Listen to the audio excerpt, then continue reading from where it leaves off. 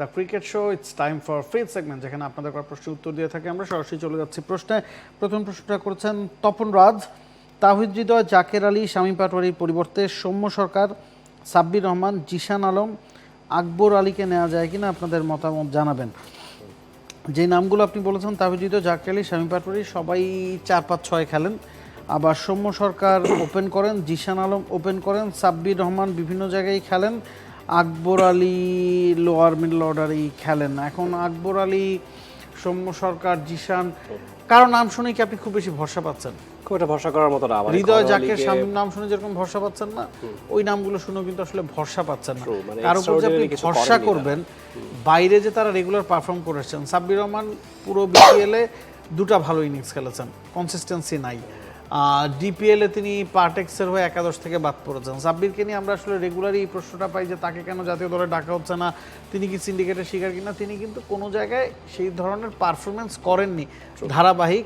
টানা তৃতীয়বার অর্জন করেছে দেশের সেরা সুপার ব্র্যান্ড স্বীকৃতি বসুন্ধরা টিস্যু, যেটা করে নাইম শেখ বা বিজয়রা দলে ফিরেছেন। সাব্বিরের কাছ থেকে সেই ধরনের পারফরমেন্স কিন্তু পাওয়া যায়নি। যেখানে ধারাবাহিক পারফরমেন্স করেও নাইম শেখ, বিজয়রা ইন্টারন্যাশনাল মঞ্চে গিয়ে পারফর্ম করতে পারেনি, সেখানে সাব্বিরের সুযোগ পাওয়াটা আসলে একটু পেছনের দিকে চলে যায়। সৌম্য সরকার আফগানিস্তানের বিপক্ষে টি20 সিরিজে দলে ছিলেন, ভিসার কারণে যেতে পারেননি। তাকে কেন বাদ দেওয়া হয়েছে সেই প্রশ্নটা কিন্তু আসলে উঠেছিল যখন এই সিরিজের দল ঘোষণা করা হয়। ঠিক আছে, জিশান এখনও কি আসলে পুরোপুরি প্রিপেয়ার্ড কিনা, আকবর, তাওহিদ হৃদয় বা শামীম পাটোয়ারি বা তানজিদ তামিম, পারভেজ, ইমনরা যেরকম জাতীয় দলে চলে এসছেন, তার ধারে কাছেও কিন্তু রাডারে নাই। আকবর তার ক্যাপ্টেন্সি দিয়ে ঘরোয়া ক্রিকেটে খুব ভালো পারফর্ম করছেন, তবে ব্যাট হাতে তিনি কিন্তু নিজেকে এখনও খুব একটা প্রমাণ করতে পারেননি। তো যে নামগুলো বললেন, কোনোটাতে আসলে খুব বেশি ভরসা করার মতো নয়। অ্যাবসলিউটলি খুব একটা দ্বিমত করার সুযোগ নেই। মানে এনসিএল, ডিপিএল কিংবা বিপিএল কোথাও আসলে আকবর আলী বা জিশান আলম, সাব্বির রহমান, রোমান কেউই সেভাবে করে consistently through out the tournament কেউই পারফর্ম করতে পারেননি। সেটা করলে হয়তো একটা সুযোগ মিলতে পারে। পরের কমেন্ট তন্ময় রায়, তিনি বলছেন বাংলাদেশি প্লেয়ারদের যতটুকু সমালোচনা করা হয় এমন হয়তো পৃথিবীতে আর কোথাও কোনো টিমের সাথে হয় না। প্লেয়ারদের খারাপ পারফরমেন্সের জন্য অতিরিক্ত সমালোচনা এটা দায়ী। আপনারা কি মতামত জানাবেন? আমি মোটামুটি এগ্রি করি। এটা উপমহাদেশের কালচার। অস্ট্রেলিয়াতে প্যাট কামিন্স যখন বিশ্বকাপ জিতে ফিরেছেন, তাকে অনেকেই চেনেন। অ্যাবসলিউটলি। হ্যাঁ, এখন ভারতেও এই জিনিসটা হয়, পাকিস্তানেও হয়, শ্রীলঙ্কায় খুব একটা হয় না, আফগানিস্তানেও খুব একটা হয় না। এটা আসলে বাংলাদেশ, ভারত, পাকিস্তানের কালচারই বলা যায় যে আতশি কাজটা সবসময় প্লেয়ারদের ওপরেই থাকে, কারণ তারাই এই 3টা দেশের অন্যতম সুপারস্টার। আপনি যখন সুপারস্টার হবেন তখন আপনার উপর স্পটলাইট থাকবে, সেই স্পটলাইটে আপনার সমালোচনা হবে, সেই স্পটলাইটে আপনি যখন থাকবেন, আপনি সমালোচনা থেকে ঘুরে দাঁড়ানোর, বই সমালোচনা সহ্য করে এগিয়ে যাওয়ার সক্ষমতা আপনার থাকা প্রয়োজন। এবং আমার কাছে মনে হয় বাংলাদেশের এটা একটা আবার পাওয়ারও বলতে হয়, যে সমর্থনটা আছে যখন ভালো খেলে তখন কিন্তু পজিটিভ ফিডব্যাকটাও তারা পায়।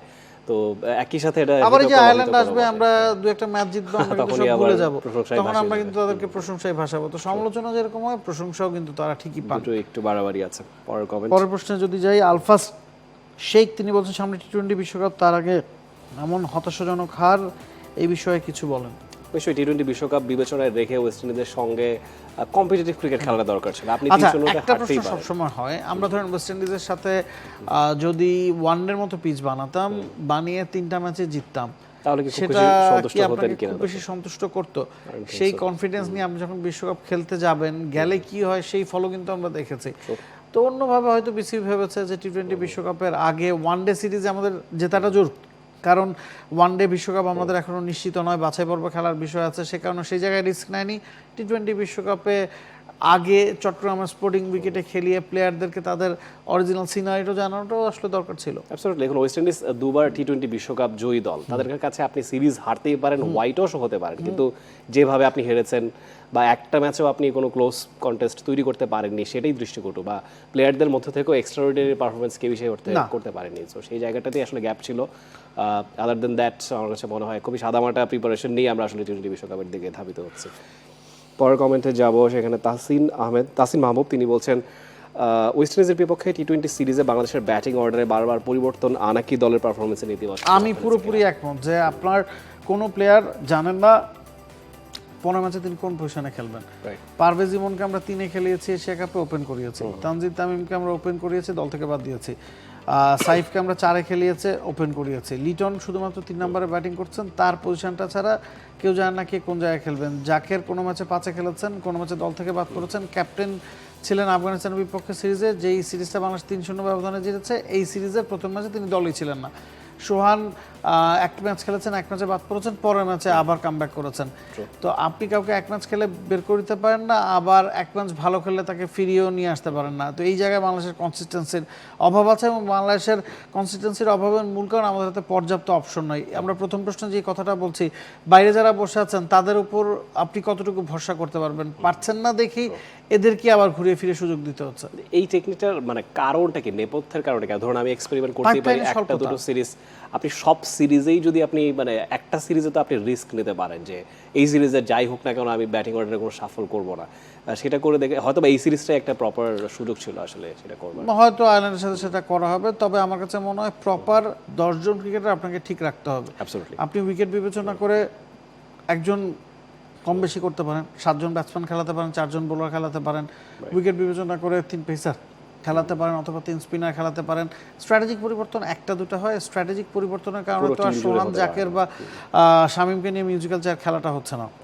স্ট্র্যাটেজিক পরিবর্তনের কারণে ওপেনিং স্লটে পরিবর্তন আসছে না। তো স্ট্র্যাটেজিক পরিবর্তন হতে পারে, সেটাকে সাধুবাদ জানাই। উইনিং কম্বিনেশন ভেঙে আপনি স্ট্র্যাটেজিক পরিবর্তন করতে পারেন, তবে এক ম্যাচের বা 2 ম্যাচের ফলাফলের উপর কাউকে ছুঁড়ে ফেলাটা আসলে যুক্তিযুক্ত নয়। Very true. পরের কমেন্টে যাব, মোহাম্মদ শামীম আল হাসান।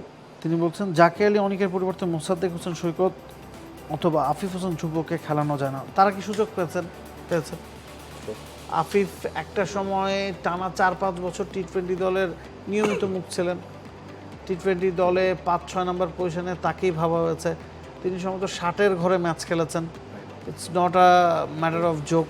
টি-20 ক্রিকেটে একজন প্লেয়ার যখন 70-এর কাছাকাছি ম্যাচ খেলে ফেলবেন, তারপর নিজের জায়গাটা পোক্ত করতে পারেননি, এমন তো না যে তাকে সুযোগ দেওয়া হয়নি। মোসাদ্দেক হোসেন সৈকতের ক্ষেত্রে একই কথা খাটে, বিভিন্ন ফর্মেটে তাকে সুযোগ দেওয়া হয়েছে, সুযোগগুলো কেউই গ্র্যাব করতে পারেনি। ইনফ্যাক্ট সুযোগ দেওয়ার রেশিও চিন্তা করলে হয়তো এই দুজন প্লেয়ারই সবচেয়ে বেশি সুযোগ পেয়েছেন ওয়ানডে বা টি-20-তে। আফিফ হোসেন ধ্রুবকে ফিউচার স্টার ভাবা হচ্ছিল, তার কিন্তু এখন এসে ডেলিভার করবার কথা, সেই জায়গায় তিনি দলেই জায়গা হারিয়েছেন। তো এইটাই বলে দেয় আমাদের ওভারঅল ক্রিকেটের পার্সপেক্টিভটাই। এক বছর আগে বাংলাদেশের টি-20 ক্রিকেট ভবিষ্যৎ ভাবতেন কাকে? তাওহিদ হৃদয়কে। তিনি গেল ম্যাচে ড্রপ হয়েছেন, পৌঁছে গিয়েছেন। এই আমাদের হয়তো বা ফিউচার ভাবার এই প্রসেসটাই আরেকটু সময় নিয়ে বিবেচনা নিয়ে ভাবা উচিত। পরের কমেন্টে যাব, মোহাম্মদ আজমির। তিনি বলছেন, বাংলাদেশের ক্রিকেটের এই পরিণতির কারণ কি যে তারা কিছুদিন টি-20 খেললে ওয়ানডে ভুলে যায়, আবার কিছুদিন ওয়ানডে খেলে টি-20 ভুলে যায়, এটা কেন? প্রফেশনাল ক্রিকেট হিসেবে আপনাকে আজকে ওয়ানডে খেলতে হবে, কালকে টি-20 খেলতে হবে, এটাই বাস্তবতা। আপনার ওয়ানডে টি-20 দলে খুব বেশি রদবদল নাই, এবং এখন দেখা যায় যে বিভিন্ন দল আসলে ওয়ানডে এবং টি-20-তে খুব বেশি অদল বদল করে থাকে। বাংলাদেশ পথে হাঁটছে না, কারণ বাংলাদেশের কোনো ফর্মেটেই সেটেল লাইন আপ নাই।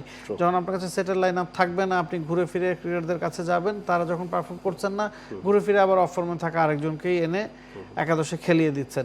তো এখান থেকে তো আমরা বের হতে পারছি না গেল 4-5-7 বছর ধরে। ইটস বিকজ আমাদের পাইপলাইনে স্বল্পতা আছে আসলে। এবং ওনার অবজারভেশনটা রাইট এই অর্থে যে দেখুন, এশিয়া কাপে আমরা মিক্স ফিলিংসের খেলা খেলেছি, ভালো খারাপ দুই রকম এক্সপিরিয়েন্স ছিল। এরপরে আফগানিস্তানকে আমরা টি-20 ফর্মেটে হোয়াইট ওয়াশ করলাম, ওডিআই ফর্মেটে হোয়াইট ওয়াশ হলাম, এবার এসে আবার ওয়েস্ট ইন্ডিজকে আমরা ওডিআইতে হারালাম, আবার টি-20-তে হোয়াইট ওয়াশ হলাম। তো এটা সত্যি যে আসলে আমরা হয়তো বা মানে একটু ল্যাথার্জিক হয়ে যাচ্ছে কিনা, আমাদের প্লেয়ারদের কি টানা এক ধরনের ফর্মেট খেলা উচিত কিনা, যে আপনি কিছুদিন টি-20 খেললেন, কিছুদিন ওডিআই খেললেন, সেটা তো টেকনিক্যালি পসিবল না বাইলেটারাল সিরিজে, তাই না? অবশ্যই এখানে আসলে খুব বেশি কিছু করার নাই, যাদের আছে তাদের নিয়ে লড়তে হবে। আমার মনে হয় যে এখানে কিছু সঠিক দিক নির্দেশনা প্রয়োজন, বা খেলোয়াড়দের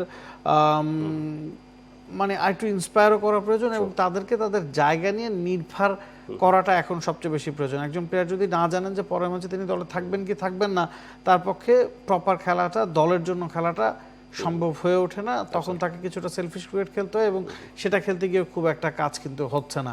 আমরা শেষ করছি আজকের ক্রিকেট শো এখানেই। তার আগে একটু জানিয়ে রাখতে চাই যে বাংলাদেশের নতুন টেস্ট অধিনায়ক ঘোষণা করা হয়েছে নাজমুল হোসেন শান্তকে। তবে নতুন বললে আসলে ভুলই হবে, কারণ শেষ টেস্টে তিনি ক্যাপ্টেন ছিলেন, এরপর তিনি দায়িত্বটা ছেড়ে দিয়েছিলেন, কারণ তাকে ঠিকমতো না জানিয়ে ওয়ানডে ক্যাপ্টেন্সি থেকে সরিয়ে দেওয়া হয়েছিল। সে কারণে তিনি একটু মান অভিমান করে সরে গিয়েছিলেন।